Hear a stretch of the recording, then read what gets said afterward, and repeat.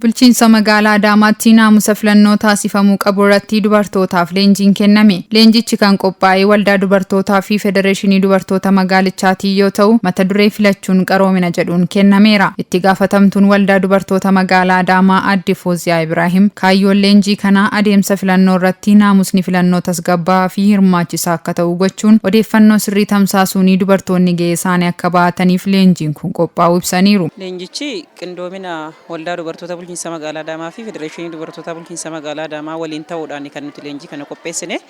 Kaayyoon leenjichaa akkuma beekamu akkuma argitan mata dureen leenjii keenya naamusa filannoo fi filattootaa jedha.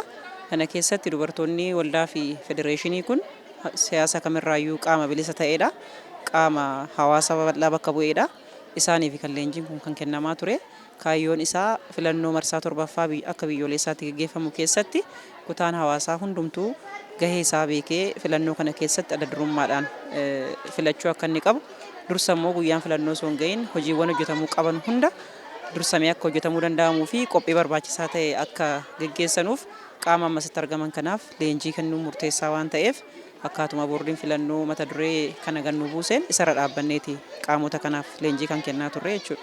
Kaayyoo fi qajeeltawwan ijoo barnoota lammummaaf filattoonni hubachuun mirga lammummaa sagalee kennuu ifatti beekuu, itti gaafatamummaa guddisuu fi hirmaannaa karaa nagaan taasifamu guddisuudhaan adeemsa filannoo irratti amanamummaa uumuu kan jedhu irratti leenjiin gabaabaa waajjira paartiitti itti gaafatamaa damee hayyoota magaalaa Adaamaa obbo Sooricha Qabbanneechaadhaan dubartootaaf kennameera. Saganticha irratti kan argaman itti aanaan kantiibaa magaalaa Adaamaa obbo Nigaatuu Mootummaa filannoo dimokiraatawaa haqa qabeessaa fi nageenyummaansaa mirkanaa'ee geggeessuudhaaf gaheen dubartootaa olaanaa ta'uu ibsuudhaan dubartoonni utubaa sirna kanaa ta'uu hubachuudhaan seerotaa fi qajeelfamoota filannoodhaan wal qabatanii ba'an irratti hubannoo gaarii qabaachuudhaan filannicha milkeessuuf hojjechuun murteessaadha jedhan. Dubartoonni utubaa sirna kanaati. Sirni kun hundaa olitti nageenya keessatti utubaa kan ta'e, diinagdee keessatti utubaa kan ta'e dargaggoota fi dubartoota kanaati.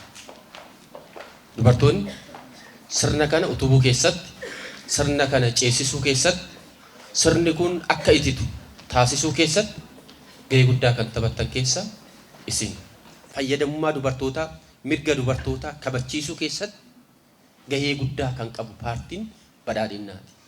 Kana giddu galeessa gahee keessan sirriitti haa baanu, gurmuun keessan sirriitti cimuu qaba. Gurmuun keessan cime taanaan naamusni filannoo wajjin wal qabatu sirriitti cimaa deema waan ta'eef